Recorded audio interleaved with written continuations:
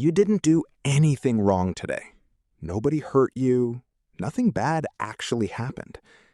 But you replayed that one conversation from 3 days ago 17 times. You imagined 17 different ways tomorrow could go wrong. You rehearsed what you'd say, what they'd say, what you'd say back. And somewhere between the 10th and 11th scenario, you forgot to sleep. That's not anxiety. That's not stress. That's overthinking. And it's quietly destroying the life you haven't even started living yet. Here's what nobody tells you about overthinking. It doesn't feel like a problem at first. It feels like preparation. It feels like you're being responsible, being smart, thinking 3 steps ahead so you don't get hurt. So you keep doing it. You analyze every text message before you send it. You replay every conversation after it ends. You make a decision, and then unmake it, and then make it again, and then spend the next 4 days wondering if you made the wrong one. And the cruelest part? The more you think, the less you actually know. Studies show that when people are asked to think deeply about a decision they've already made intuitively, they consistently make worse choices. Not better, worse. Your gut got it right on the first try. Your brain talked you out of it. Let me ask you something. Think about the last time you were genuinely happy.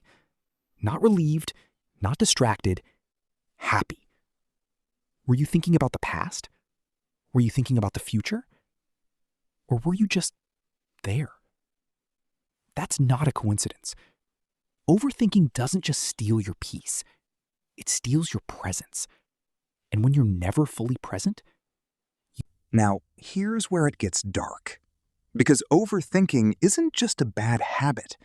Psychologists have found it's actually a self-reinforcing trap, and your brain is specifically wired to fall into it. Here's how it works. Your brain has one core function above everything else: survival. Not happiness, not success, not peace. Survival. And to your ancient brain, uncertainty is the same thing as danger. When something is unknown, your brain treats it like a threat. So it does what any good threat detection system does. It scans, it prepares, it runs scenarios. What if this happens? What if that happens? What if I'm wrong? What if they hate me? What if I fail? It feels like worry, but to your brain, it feels like protection. Beat. Slow down. Here's the trap. Every time you overthink a problem and nothing bad happens, your brain records it as thinking about it kept us safe. So next time, it thinks even harder. It worries even longer. It prepares even more. And each cycle, the groove gets deeper. Neuroscientists call it rumination loops. And research from Yale University found that chronic overthinkers have measurably different neural pathways. Their brains have literally rewired themselves to keep returning to negative, unresolved thoughts. You're not weak. You're not broken. You've just accidentally trained your brain to believe that thinking more equals being safe. But here's what that same research found. The safest people weren't the ones who thought the most. They were the ones who acted the fastest with the least information. There's another dark layer to this. Overthinking gives you something precious, something most people would never admit they're addicted to: control, or at least the feeling of control. Because if you've already imagined every possible way something could go wrong, it can't really hurt you, right? If you've already pictured rejection, it won't sting as bad when it happens. If you've already rehearsed the worst, maybe you can survive it. But here's the brutal truth about that logic. You're not preparing yourself for pain. You're pre-experiencing it. You're suffering through things that haven't happened yet, and most of them never will. Research shows that 85% of the things people worry about never actually happen. And for the 15% that do, people handle it better than they predicted 79% of the time. you are spending the majority of your mental energy suffering through a future that doesn't exist. So, what do emotionally intelligent people do differently? Because let's be clear, emotionally intelligent people do think deeply. They reflect, they plan, they process. The difference isn't that they think less. The difference is that they think with purpose. And then they stop. Here's what that looks like in practice. 1. They have a thinking deadline. They give themselves a specific window to process something. 10 minutes, 30 minutes, 1 day. And when it's done, they close the file. Not because they have all the answers, but because they've decided that more thinking won't produce more answers. 2. They separate facts from fears. Emotionally intelligent people ask themselves, what do I actually know right now? Versus, what am I afraid might be true? Facts are real. Fears are stories your mind is writing about the future. Those are not the same thing. 3. They're comfortable with uncertainty. This is the hardest one, because most overthinkers aren't afraid of making the wrong decision. They're afraid of not knowing, which feels even worse. Emotional intelligence means accepting, I cannot know everything. And that's okay. Uncertainty is not a problem to solve. It's just the nature of being alive. 4. They feel emotions. They don't analyze them to death. Here's something counterintuitive. Overthinking is often a way to avoid feeling. If you're too busy analyzing, you never have to actually sit with the pain. But emotions aren't solved by thinking about them. They're released by feeling them. Letting yourself be sad, be scared, be disappointed, and then moving forward. Now, let's zoom out. Because overthinking isn't just a personal problem, it's a cultural epidemic. And America is ground zero. We live in a society that glorifies thinking. We reward the person who did their research. We celebrate the one who thought of everything. We mock people who act on instinct as reckless, even when they're right. And social media has made it 10 times worse. You now have access to 17 competing opinions on every decision. Buy this, don't buy that. That relationship is a red flag. Actually, that's a green flag. That career choice is smart. Actually, that career is dying. You are drowning in information and completely starving for clarity.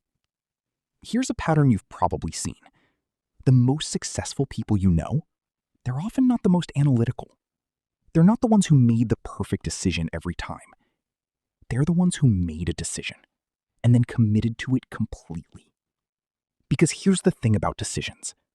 A good decision executed with total commitment almost always beats a perfect decision executed with hesitation. The plan doesn't have to be perfect.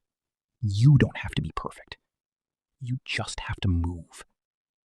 But overthinkers can't move. Not because they're lazy, not because they don't care.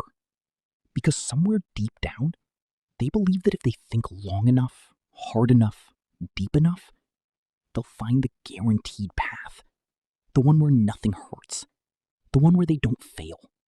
The one where they don't look stupid. And they spend their whole life looking for that path. While everyone else, everyone who is less prepared, less careful, less sure, is already living theirs. Now, I need to tell you something that might make you uncomfortable. Because this whole time, I've been talking about overthinking like it's something that happens to you. Like it's a habit you accidentally picked up.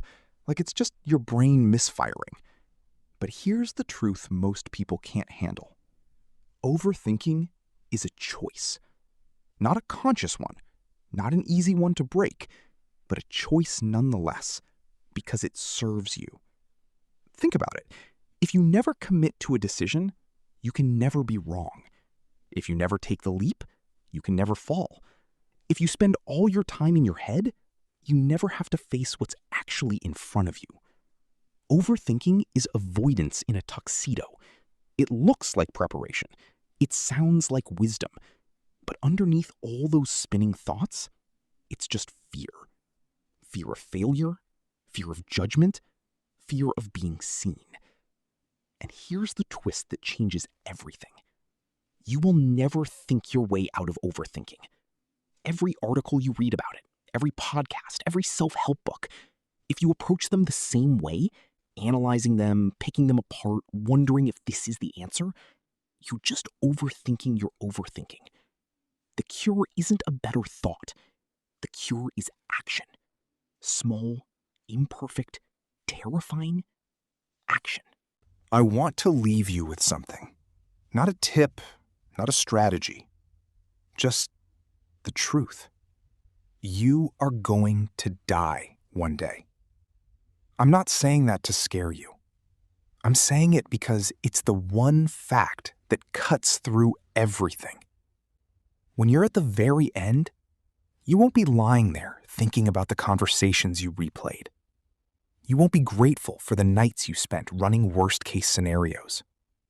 You won't be proud of all the times you almost did something, but waited until you were more ready. You'll be thinking about the moments when you were there, fully there. Not in your head, not in the past, not in some imaginary future. There. The dinner where you actually tasted the food. The conversation where you actually listened. The leap you took, even though your hands were shaking. Your mind is the most powerful thing you own. But right now, it's not working for you. It's working against you. And every day you spend locked inside it, every day you spend rehearsing a life instead of living it, is a day you can't get back. The present moment is the only place your life actually exists. Not in the replay, not in the preview. Here. Now. Stop thinking about living. Start living.